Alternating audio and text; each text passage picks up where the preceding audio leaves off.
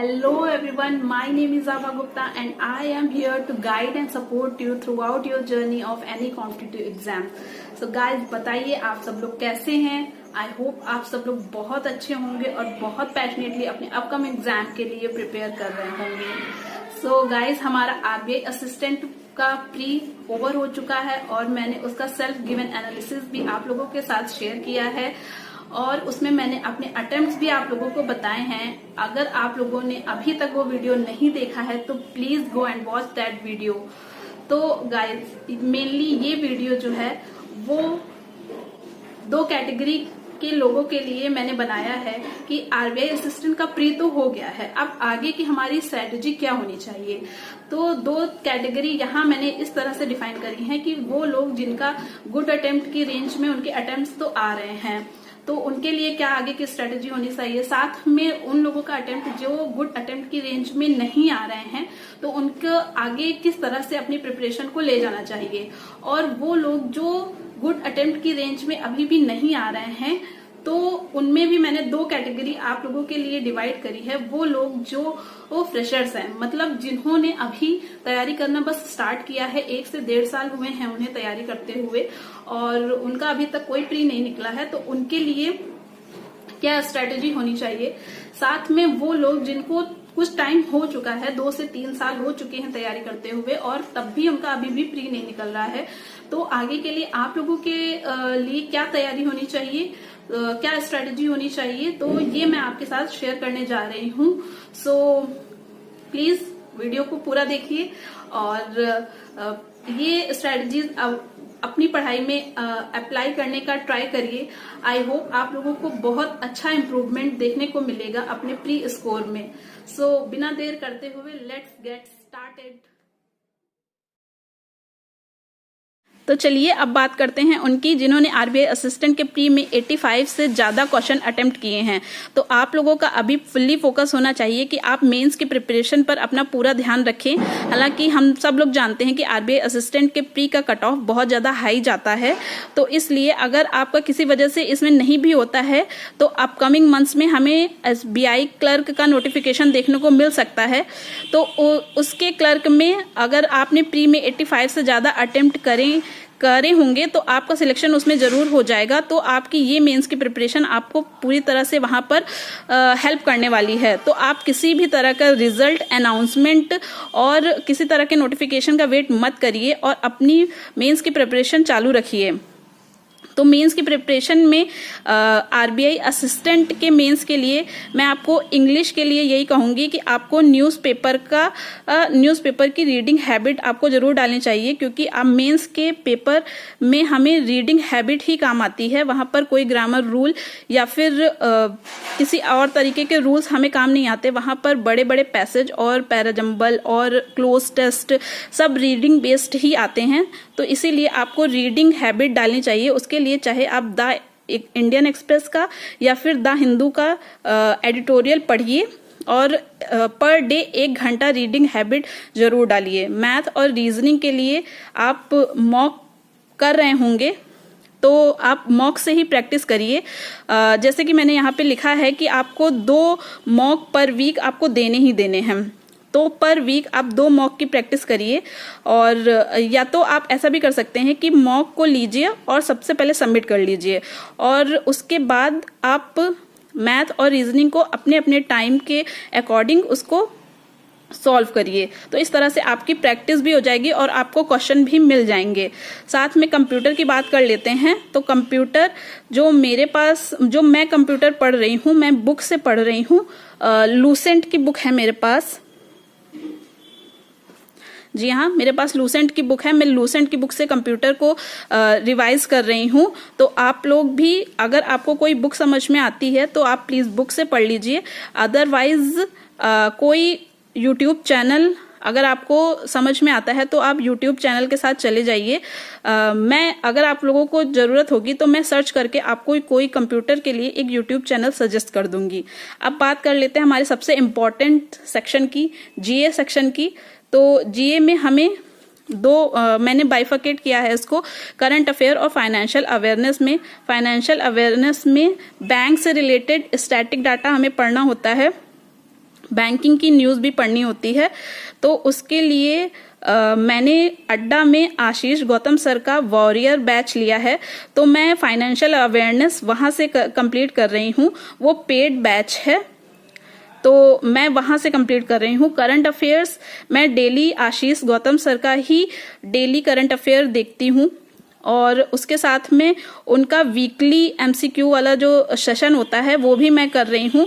तो अभी तो मैं फिलहाल 4 मंथ पर फोकस कर रही हूँ कि पीछे से 4 मंथ मतलब कि अगर हमारा अप्रैल या मई में अगर मेंस इसका होता है तो हम पीछे से करंट अफेयर को कवर करना स्टार्ट करेंगे। लाइक सबसे पहले मार्च को कंप्लीट करेंगे, फिर उसके बाद करेंगे फेब को, फिर उसके बाद करेंगे जैन को, उसके बाद दिसंबर, और इस तरह से कंटिन्यू करेंगे।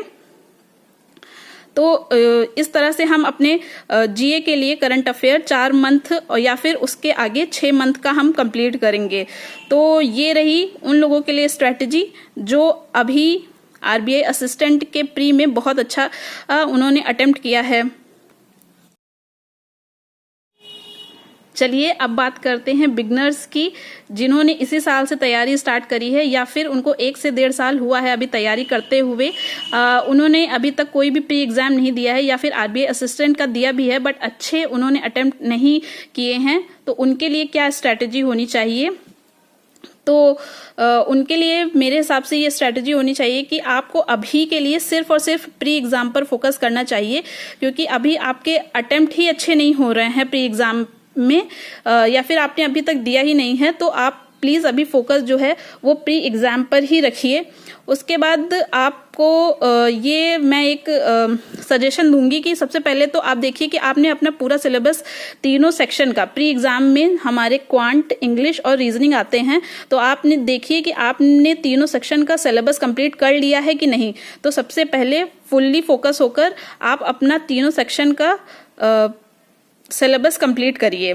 उसके बाद बात करते हैं कि जब आप सिलेबस कंप्लीट कर लेते हैं तब आप प्रैक्टिस करिए कि प्री लेवल क्वेश्चन हमें कहाँ से मिल सकते हैं और उनकी प्रैक्टिस करिए। तीनों सेक्शन के प्री लेवल क्वेश्चन की ऑनलाइन ऑफलाइन हमें हर तरह से क्वेश्चन अवेलेबल हैं। आप प्लीज जाइए, सर्च करिए, क्रोम पर ही सर्च करिए, गूगल पर ही सर्च करिए और आपको हजारों क्वेश्चन मिल जाएंगे।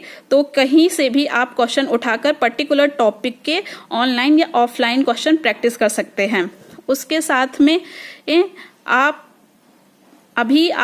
ध्यान दे रहे हैं अपनी प्री की प्रिपरेशन पर, तो उसके लिए आप बिना कॉन्टिन्यूटी तोड़े आप कॉन्टिन्यूअस होकर 2 प्री के मॉक डेली आपको देने चाहिए।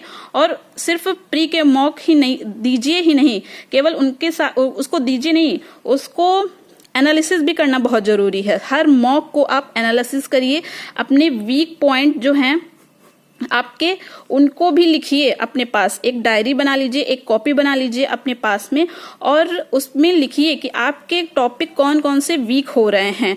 अभी भी आपको कुछ टॉपिक्स में प्रॉब्लम हो रही है तो आप उसको एनालाइज करिए और फिर से उसके बेसिक्स को पढ़िए और फिर उसके क्वेश्चन उठाइए और पर्टिकुलर टॉपिक पर आप उसको पढ़िए, देखिए और फिर से प्रैक्टिस करिए उन क्वेश्चन को और फिर से आके मॉक दोबारा से दीजिए।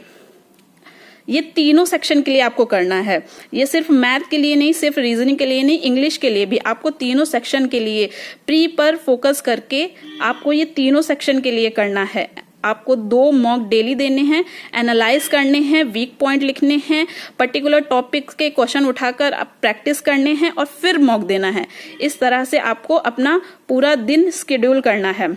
उसके बाद इंग्लिश पर अगर कोई बच्चा इंग्लिश के लिए ज़्यादा कमज़ोर है तो आपको प्लीज़ अपनी रीडिंग हैबिट तो डालनी होगी। तो उसके लिए न्यूज़पेपर या फिर आपको कोई भी बुक वगैरह कुछ भी जो पसंद हो इंग्लिश में वो पढ़िए। आप अपनी रीडिंग हैबिट बिल्ड करिए। जरूरी नहीं है कि न्यूज़पेपर उठाइए और सबसे पहले एडिटोरियल ही पढ़ने लगिए।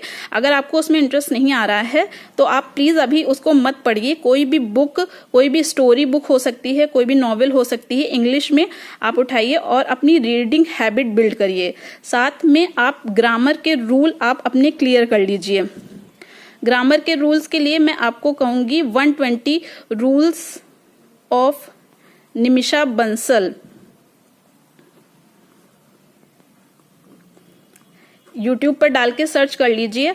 और निमिषा मैम ने 120 रूल्स ऑफ ग्रामर कंप्लीट किए हैं पूरे एक सेशन में। उनका एक सेशन कुछ 11 घंटे का कुछ पड़ा हुआ है, तो आप प्लीज जाइए और वहां से ग्रामर के रूल्स आप अपनी टिप्स पर रट लीजिए।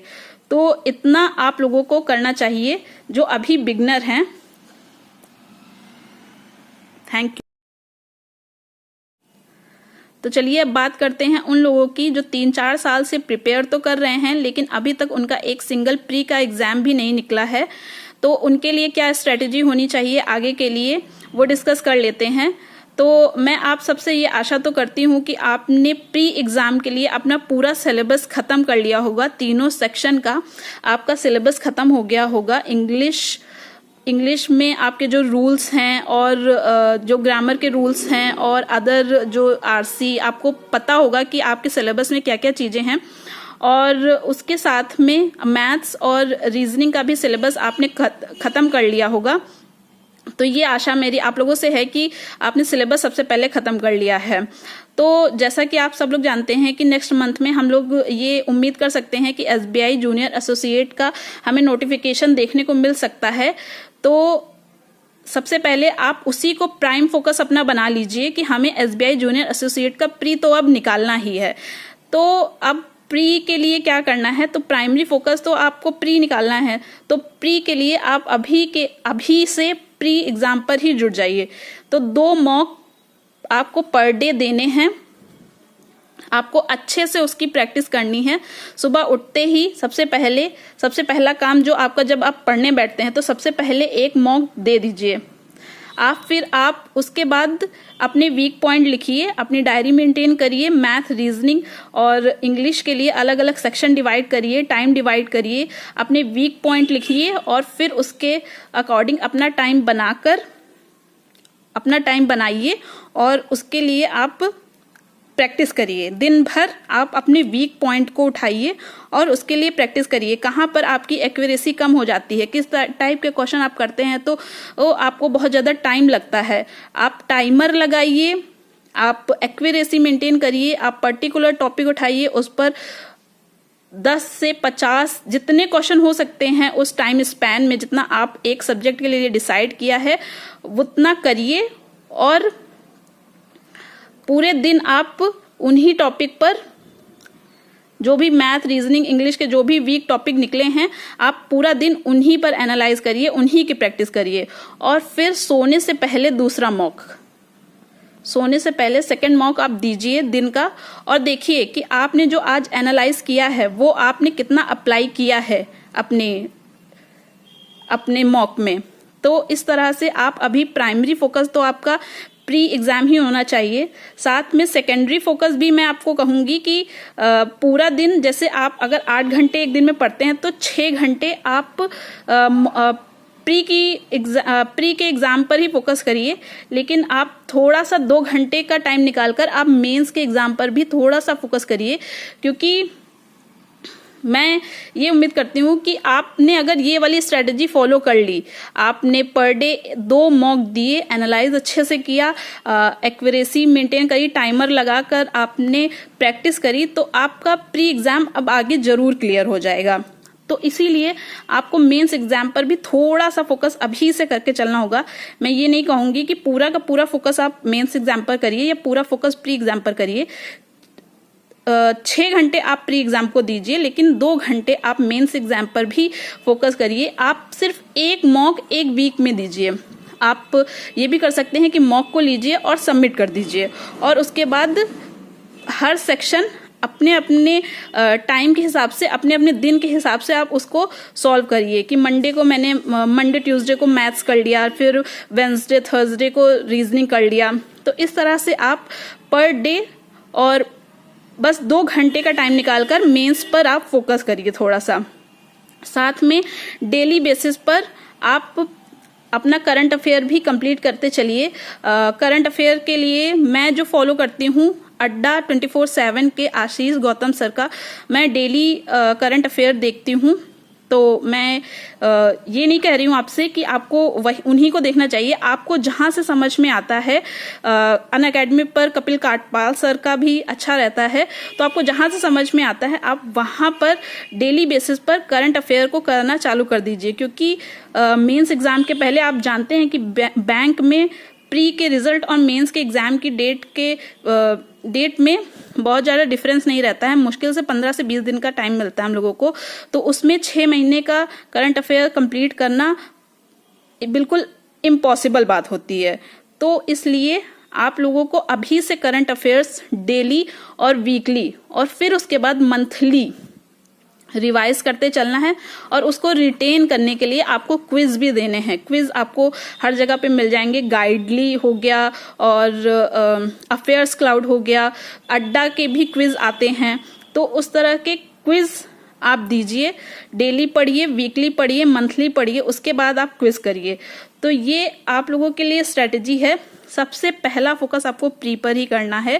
प्री के लिए जो स्ट्रेटेजी बताई है प्लीज उसे ही फॉलो करिए।